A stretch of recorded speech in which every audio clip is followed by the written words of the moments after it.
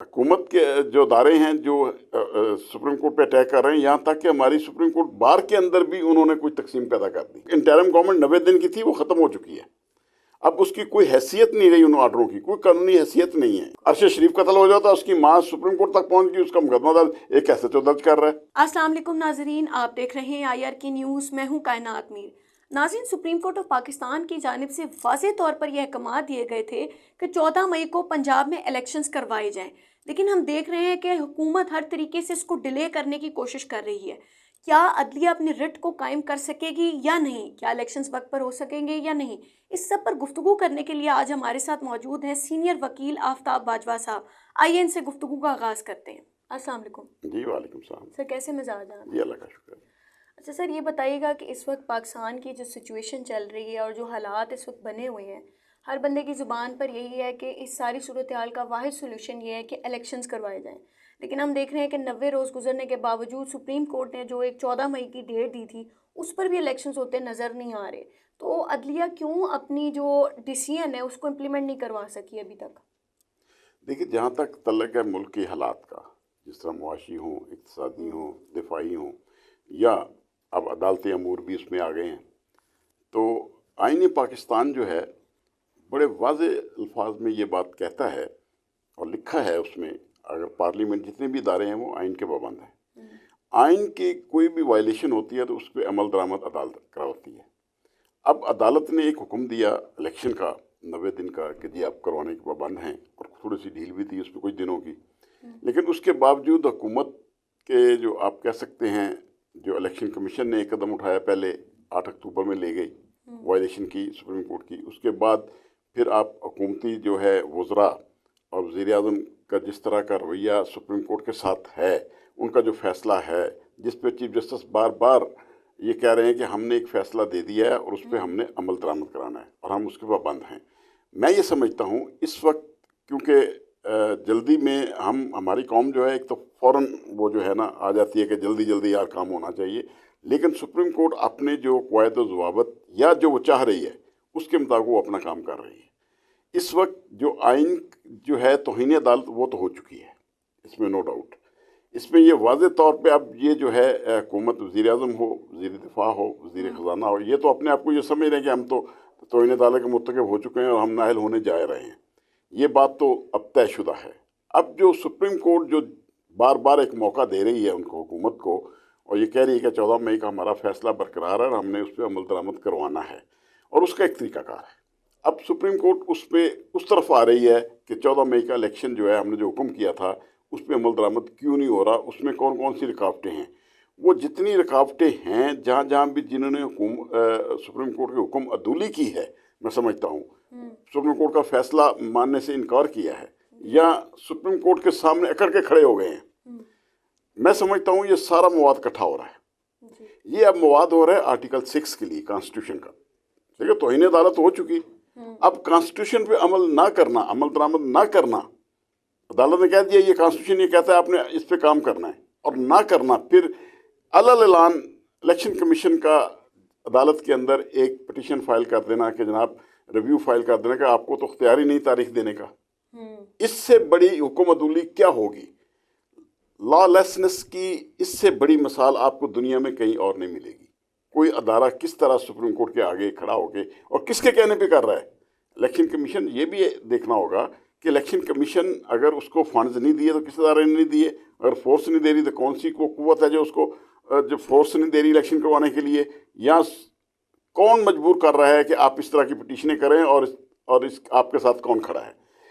मेरे जो मैं समझता हूँ ये बिल्कुल वाज़े एक अदालत उज़्मा के अहकामात की वायलेशन है।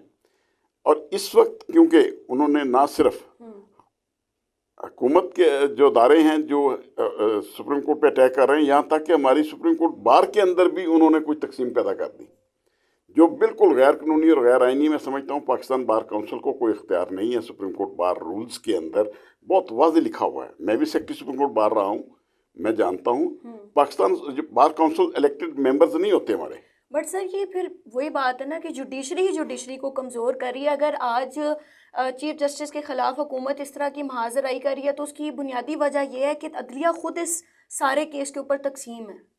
میں یہ سمجھتا ہوں کہ جو پیچھے ہم جو قوتیں ہم جنہیں کہتے ہیں جن سے یہ سب کچھ کروایا جا رہا ہے، جو کروا رہی ہیں سب کچھ، اس میں یہی ہوگا ان کا ٹارگٹ جو میں سمجھ پا رہا ہوں. ایک تو ہے الیکشن کمیشن آف پاکستان، توہین عدالت کے ضمن میں وہ بھی آئے گا، سارا وہ فارغ ہوگا. وفاقی حکومت ہے وہ بھی جائے گی، اور کچھ ہمارے سپریم کورٹ کے ججز نے اپنے تجاوزات سے جو ہے اپنے اختیارات سے تجاوز کیا ہے، وہ لوگ بھی اس میں شامل ہوں گے. اور اس وقت جو قوتیں ہیں وہ ان سب کا صفایا کرنے کے لیے لگی ہوئی ہیں، اور میں سمجھتا ہوں کہ یہ سارے کا سارا ایک دفعہ صفایا ہونا ہے، اور ضرور ہونا ہے. آنے والے وقتوں میں انشاءاللہ سپریم کورٹ کمزور نہیں ہے، سپریم کورٹ بہت مضبوط ہے، اور اس کے پیچھے جو ہے ایک بہت بڑا ادارہ کھڑا ہے جس کو ہم لائرز کہتے ہیں، وکیل کہتے ہیں، جنہوں نے رول آف لا کے لیے ایک ڈکٹیٹر سے ٹکر لے لی تھی. وہ مجبور ہو گیا تھا. سر آپ سمجھتے ہیں کہ اگر 14 مئی کو الیکشنز نہیں ہوتے تو جس طرح آپ بتا رہے ہیں کہ لائرز کی کمیونٹی سپریم کورٹ کو سپورٹ کرتی ہے اور وہ بہت بیک بون ہوتی ہے، آپ کو لگتا ہے کہ پھر لائرز ایکٹیو ہوں گے، کوئی لائرز موومنٹ چل سکتی ہے جو کانسٹیٹیوشن کی اگر وائلنس ہوتی ہے اور اس کے اگینسٹ وائلیشن کی وجہ سے کوئی ری ایکشن آئے گا ان کی طرف سے؟ جی بالکل. وکلا جو ہیں اس وقت ہمادم کہتے ہیں نا، وہ تیار کھڑے ہیں آئین کی پاسداری کے لیے. ہم رول آف لا کے لیے ہم وکلا تیار ہیں. چند ایک جو وکلا ہیں ہمارے خریدے ہوئے ایک گروپ کے جو لیڈران ہیں، جن کو ہم کہتے ہیں کہ یہ اب وہ ہمارے نہیں رہے، وہ تو بار روم میں بھی نہیں آ سکتے، ہماری وکلا کو فیس ہی نہیں کر سکتے.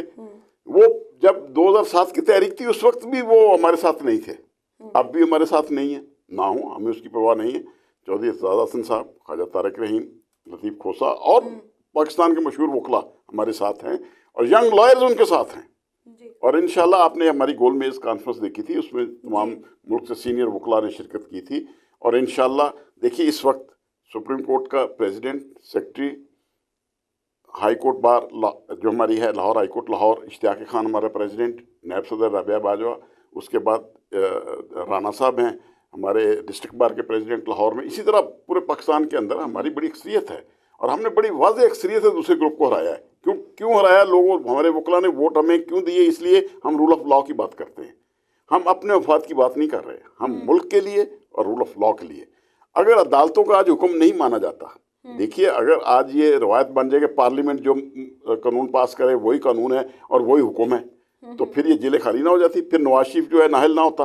اس وقت 2/3 اکثریت ان کے پاس تھی، قرارداد منظور کر کے اس کو پھر لے آتے.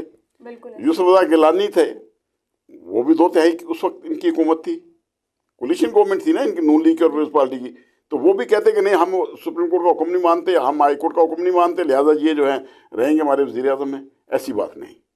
جب آئین ایک بات کہتا ہے تو اس کے سب پابند ہیں، سب ادارے پابند ہیں. پر ایسا نہیں ہوا ہمیشہ سے، ماضی میں بھی ہوتا رہا ہے کہ کانسٹیٹیوشن کو جو ہے وہ صرف ایک پیس آف پیپر سمجھا جاتا ہے، اور آج بھی ایسے ہی لگ رہا ہے کہ وہی سارے حالات ہیں. ایون خیبر پختونخوا اور پنجاب اسمبلی کو ڈیزالو ہوئے 90 دن ہو چکی ہیں، لیکن ہم دیکھ رہے ہیں کہ آج بھی نگران حکومتیں اسی طرح سے قائم ہیں. اس کی کیا آئینی حیثیت ہے کہ یہ اسی طرح سے آج بھی قائم ہے؟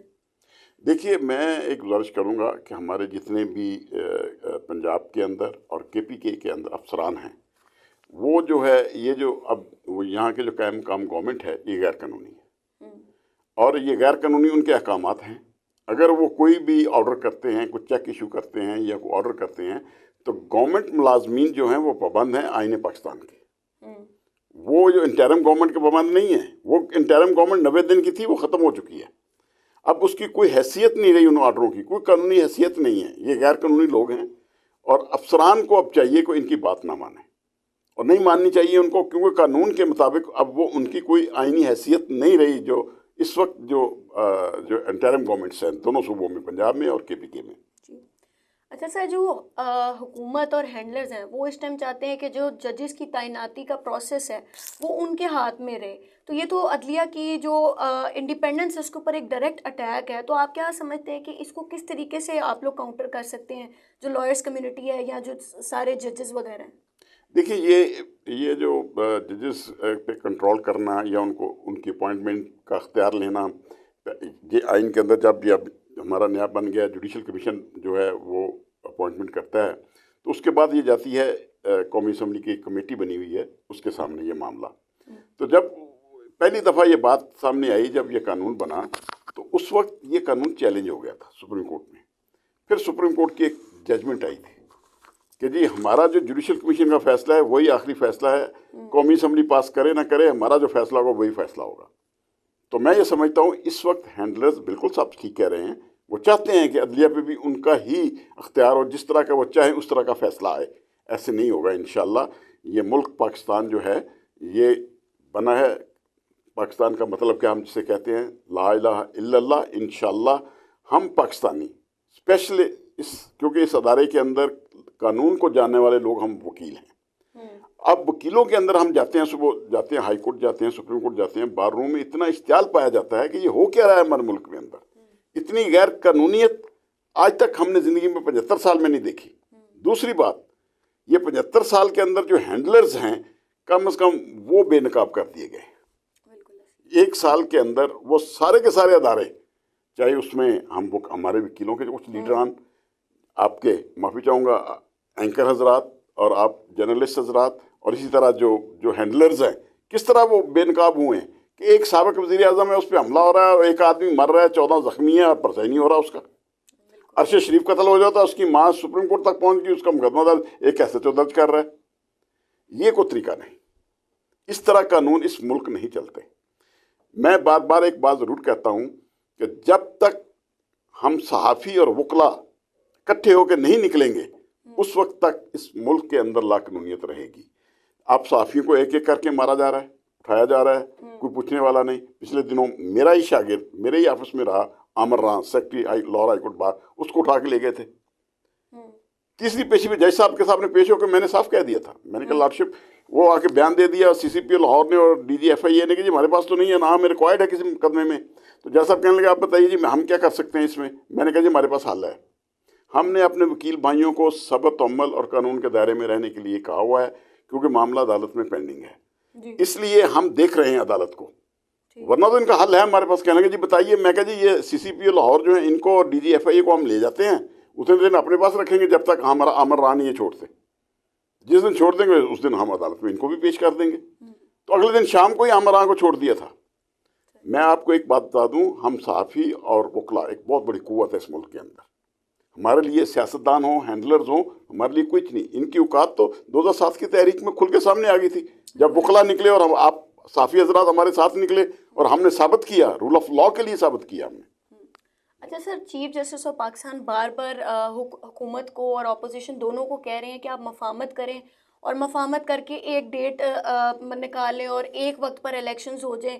सर ये तो बात ये कि इस टाइम 90 दिन तो गुजर चुके हुए हैं। अगर एक मुश्तरका डेट हुकूमत और उनकी तरफ से डिसाइड कर भी ली जाती है तो आप नहीं समझते कि कॉन्स्टिट्यूशन को इस तरीके से ड्रैग करना गलत चीज़ है? क्योंकि अगर एक फ़ैसला आ गया है तो उस पर इम्प्लीमेंटेशन करवाना सुप्रीम कोर्ट का फ़र्ज़ है। अगर वो इस तरह से मफाहमत तो कराना उनका इख्तियार नहीं है, तो ये फिर इस तरह से कमज़ोरी क्यों दिखाई जा रही है? देखिए, मैं चीफ जस्टिस साहब की अज़मत को सलाम पेश करता हूँ। जब उनके पास आपके हैंडलर्स के 3 बड़े अफसर उनको आके चैम्बर्स में मिले, अगले दिन सुबह ही उन्होंने कोर्ट में आके कह दिया कि काश वो आज अदालत में हमारे सामने होते। इस बात से ये बात तो साबित हो गई है कि अदलिया हमारी आज़ाद है, आज़ाद फैसले करती है। ठीक है, उन्होंने रिक्वेस्ट भेजी, उन्होंने कहा आए मिलें, जो बात है बताएं। देखिए, इस वक्त मुल्क का हमें देखना ये है कि 1 साल के अंदर जो हमारी मुआशी सूरत हाल है और जो हमारे वज़ीर ख़ारजा ने जो चंद चढ़ाया जाके वहाँ इंडिया के अंदर, वो भी सबके सामने है। जो रोज़ाना हम देख रहे हैं सोशल मीडिया पे और दूसरी जगह पे जो कुछ कह दिया उसके बारे में हमारे वज़ीर ख़ारजा के मुतल्लिक, हमें शर्म आ रही है वो सब कुछ देखते हुए। लेकिन अब वक्त आ चुका है, अब जो चीफ जस्टिस साहब ने हुक्म दिया है, हम इंशाअल्लाह इसको मुकम्मल करेंगे, इस पे अमल दरामद करवाएंगे। और इसके लिए हमें जिस स्टेज पे भी जाना पड़ा, हम निकलेंगे वकला और आप साथियों को साथ लेके निकलेंगे और इस पे अमल दरामद कराएंगे और मुल्क के अंदर आइन की हुक्मरानी होगी। सर, हम उम्मीद करते हैं कि इलेक्शंस वक्त पर होंगे और कॉन्स्टिट्यूशन जो है वो प्रिवेल करेगा। थैंक यू वेरी मच, आपने हमें टाइम दिया।